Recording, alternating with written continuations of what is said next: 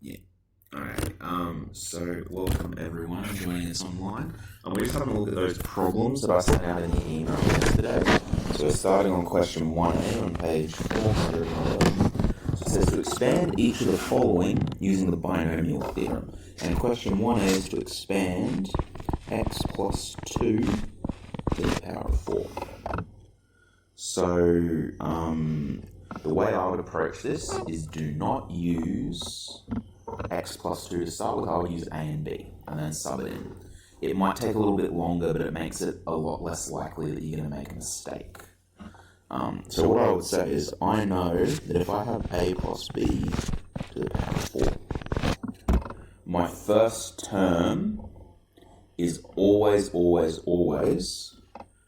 this first number raised to the highest power. So you're going to have an a to the power of 4 as your first term, which in our question is going to be x to the power of 4, but we'll get to that later. Now, because you guys are still new to this, I'm going to use the whole binomial expansion formula, so let's just go down and look at what that is. It's in red somewhere. Somewhere. Here we go. So this is the binomial expansion formula. So your first term is just a to the n. Your next term is n choose 1, a to the n minus 1, b. So remember our pattern. A starts at power n, and each term the power drops down by 1. So for us, I'm going to have a4, a3, a2, a1, and then the last term will be a0, so it won't have an a in it. So that's how the a's are going to go. The b's start off at power 0, so not appearing. Then they go up by 1, so it'll be b0, b1, b2, b3, b4. And then the coefficient of these numbers are found using n choose r. So this one will be n choose 1. The first one, even though I haven't put it in the rule here, is n choose 0. So let's go and have a look at what that would look like.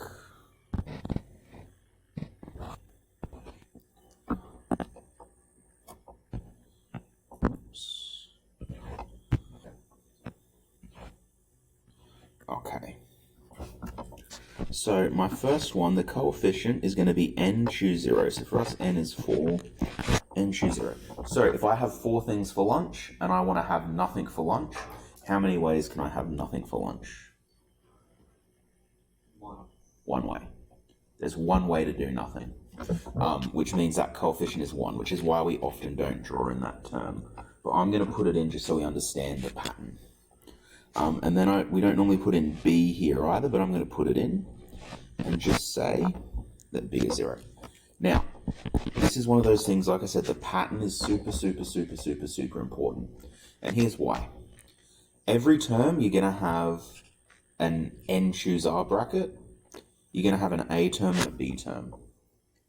Basically, your n term will always be above the a, but then it's going to minus away whatever that r term is. The b is always going to be what the r term is. And then this number at the bottom just goes up by 1 each term. So our next term would be 4 choose 1. A, so remember our a term drops down by 1 each time. This is going to be, I'm just contemplating whether to put this in each time, but I won't. It's going to be 3. And the way we get 3, 4 minus 1. And remember I said our b term is always the same as r. So 1. Our next term will be 4 choose, and this r number goes up by 1 each time. 4 choose 2.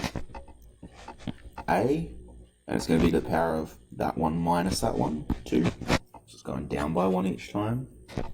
And then b is going up by 1 each time, and it's always the same as our r value. 0, 1, 2, plus 4 choose 3. A to the power of 1, b to the power of 3, plus 4 choose 4, a to the power of 0, b to the power of 4. what I'm going to do now is I'm just going to rewrite this a little bit cleaner. So I know that 4 choose 0 is 1, a4 and b to the power of 0 is also 1, so that just becomes a4 plus. Now, I did forget to tell you guys this yesterday. You can shortcut if it's a tech-free exam, a tech-active exam. There is a shortcut to doing 4 choose 1, or 4 choose 2, or 4 choose 3, or a million choose 300, whatever you want to do. In your calculator, if you go to math, then you go to probability, then you choose number 3, NCR. Before you go to that math menu, if you type in the number that n is going to be, so I'm going to type in 4, go to my math menu, probability, and then number 3, NCR. The 4 will be automatically put in front of the C. Then I just need to put in 1. 4 choose 1, which is 4. So that 4 choose 1 becomes 4, a cubed b, and I'm not going to worry about the 1 because we know what that means. Okay, 4 choose 2. Now instead of going back through those menus again, you can just go up in your calculator, reselect that last equation, save you from having to redo it. And 4 choose 2, according to my calculator, is 6. A2. 4 choose 3 is also, I just happen to know 4. You can test that out in your calculator if you don't believe me. B cubed. And then 4 choose 4. If I have 4 things and I've got to choose all of them, there's only one way I can do that. So it just becomes 1. A0 is 1. B4. Okay. So that's what a plus b to the power of 4 is. So let's just say a plus b to the power of 4. What I got to do, what this question is asking me is what is x plus 2 to the power of 4 instead of a plus b. So let's just replace x with a with x and b with 2. So x, everywhere we see an a, we're going to replace it with an x. Plus 4 times x cubed times 2 plus 6 times x squared times, because this is a small number, I'm going to solve as I go. B times, so 2 times 2 squared is 4, plus 4 times x times b cubed, 2 cubed is 8, plus b to the power of 4, so 2 to the power of 4 is 16. So let's clean up. First term is fine as it is, nothing can combine with it. This term you have 4 times x cubed times 2. So the 4 and the 2 multiply to be 8, x cubed. 4 times. It is a bit of a wonky multiply symbol there. And then we have 6 times x squared times 4, which is 24 x squared. And then we have 4 times x times 8, so 4 times 8 is 32 x plus 16. So those ones can be a little bit annoying. I'm going to go through one more of these, and I'm going to go through, I think, I'm going to go through 1D. The reason why I want to go through 1D is it has a negative in there, so I just want to show you how the negatives would interact with this, because it makes it just that little bit extra step of annoying. 1D is 3x minus 1 cubed.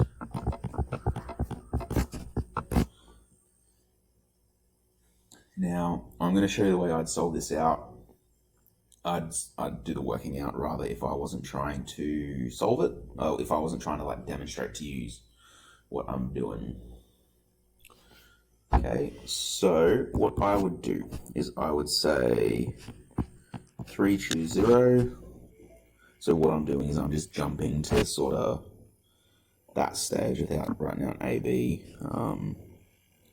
And then I know that that is my A term, so it's going to be 3x cubed. And I know that that term doesn't exist in this first one, so I'm just going to leave it. Plus 3 choose 1 times, and it's going to be a term squared, so 3x squared times my b term, -1, plus 3 choose 2. Now you might be wondering, why am I if I'm jumping a lot of steps of working here, why am I still putting the 3 choose 2 brackets in? And that's purely because it helps me keep track of where I'm up to. I know first term, second term, third term, and I know that when I get to 3 choose 3, I'm done. So just it's there to help me keep track of what I have and haven't done. So we are going to be up to the a term, 3x to the power of 1. So that's just times 3x. Then we're going to have the b term squared, -1 squared. And then we're up to our last term, 3 times our b term cubed, -1. It is absolutely critical you put your negatives into brackets in these ones, because the easiest thing in the world to do is to miss a negative somewhere. And for example, in this one, -1 squared is actually +1, so that negative is going to disappear. If you didn't put that in brackets, you're going to end up with a negative where there shouldn't be one. Over here, -1 cubed is still a negative, so that's just going to be -1 at the end. Okay, so let's start solving this. 3 choose 0 is just 1 times 3x cubed. So 3 cubed is 27, x cubed is x cubed. 3 choose 1 is 3. 3x squared, so 9x squared, times -1. Plus 3 choose 2 is also 3. I'm not solving this because basically once you practice these enough, you just get familiar with what the numbers are. So I know that for a power of 2, it's 1, 2, 1. For a power of 3, it's 1, 3, 3, 1. For a power of 4, it's 1, 4, 6, 4, 1. For a power of 5, it's 1, 5, 10, 10, 5, 1. You just get used to those over time. So anyway, we're up to this one, 3 times 3x times -1 squared. So -1 times -1 is +1. And then 3 choose 3 is just 1, so we can ignore it. -1 cubed, -1 times -1 is +1, times -1 is -1 again. So that gives us 27x cubed plus 3 times 9 is 27, times -1 is -27. So minus 27x squared plus 3 times 1 is 9, 9x minus 1. Okay, so like I said, that was a little bit trickier just because we've got that negative in there. While I'm doing the video, what I'm going to do is actually have a look at question 3, because it's probably the sort of other type of question that you'll see commonly. So I'm going to look at question 3. So it says, find the coefficient of the x8, x to the power of 8 in the expansion, x minus 4 to the power of 10. So what do we reckon, guys? If we want to find the coefficient of the number that has x to the power of 8 in that expansion, so we're expanding. You could. That's going to be more work. You can cheat. And as I've been saying in the last few lessons, I love cheating as a mathematician. Makes my life so much easier. So this is our thing. We want to say, what is the coefficient? So what do we mean by coefficient? It's the number out in front. Yeah, the number out in front. We want to just find the coefficient of the term that has x8 in it. Which term would have x8 in it? The 8. Not the 8th. Because which number would be a in this, x or -4? X. The a term, does it start at the maximum power or 0? It starts at the maximum power. So for us, it's going to start at 10. So the first term will be x10. The second term, x9. Third term, x8. Yeah. Yeah, so let's just make a note. The x8 term will be the third term. Okay? What I know, if I can then just find the third term, I know the third term is going to be equal to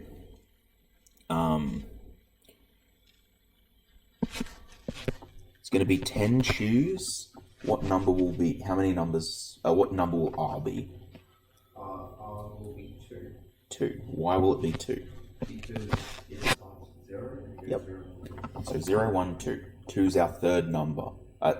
2 is the number in the third term. And then it'll just be x to the power of 10 minus 2, which is 8. And then it'll be negative 4 to the power of whatever r is, 2. Okay? So 10 choose 2. We have a few options here. You could use the NCR button in your calculator. I'm going to do it as if this was a tech-free exam, because it is important you know how to do this in a tech-free way. So I'm just going to do a little aside here and say 10 choose 2. Well, that's just, do you remember our formula, Mac, for 10 choose 2? Like, you said it before. You did. So it's the factorial one. Oh, see. Factorial, bracket, and minus R, bracket. I'm going to cheat and just say 10 minus 2 is 8 factorial. Okay?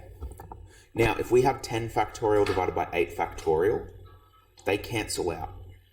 And what gets left on the top after we cancel those out? 2. Not 2. Because remember, 10 factorial is 10 times 9 times 8 times 7 times 6 times blah, blah, blah, blah. 8 factorial is 8 times 7 times 6 times 5, blah, blah, blah. So that 8 times 7 times 6, each of those has a pair at the top. 10 times 9. Yeah, so it'll just be 10 times 9 left on the top. And it'll be 2 factorial left on the bottom. 2 times 1. So 10 times 9 is 90, divided by 2 is 45.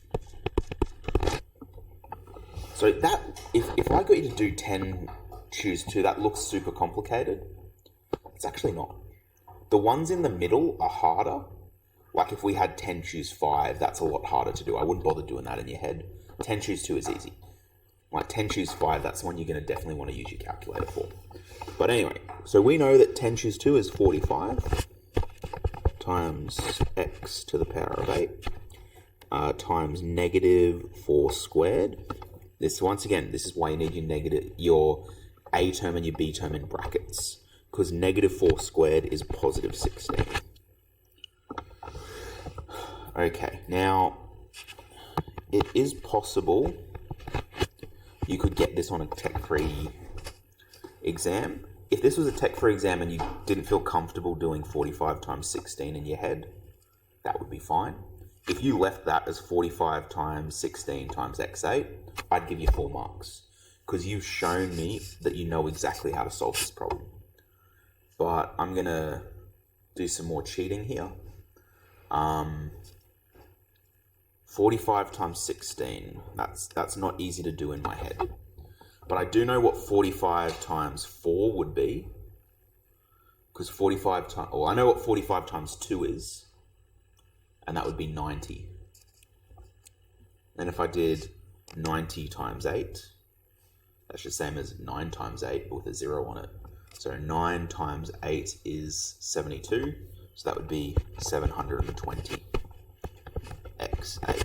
Like I said, if you left it at that for a tech-free problem, 100% fine. That's perfectly all right.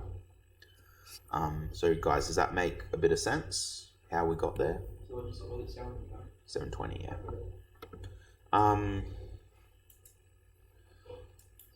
We probably have time to go through one more question. Is there any question there? The questions 6, 7, 8 are a little bit tricky.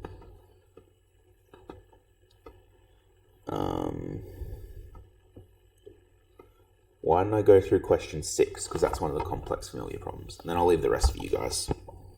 Being very generous today. So question 6.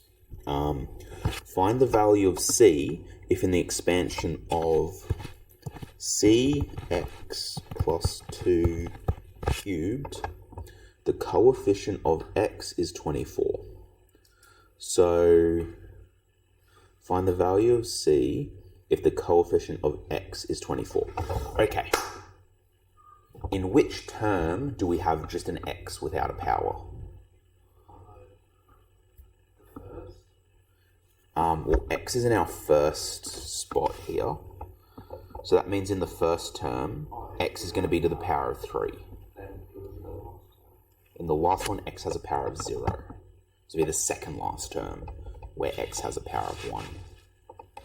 So for us, we're going to have 4 terms in this expansion. You always have one more term than the power of n. So I should just write out the coefficient of x is, what was it, 24? Is 24. So all we got to do is find our x term. We know that the coefficient is equal to 24, and because we know that, we can figure out what c is.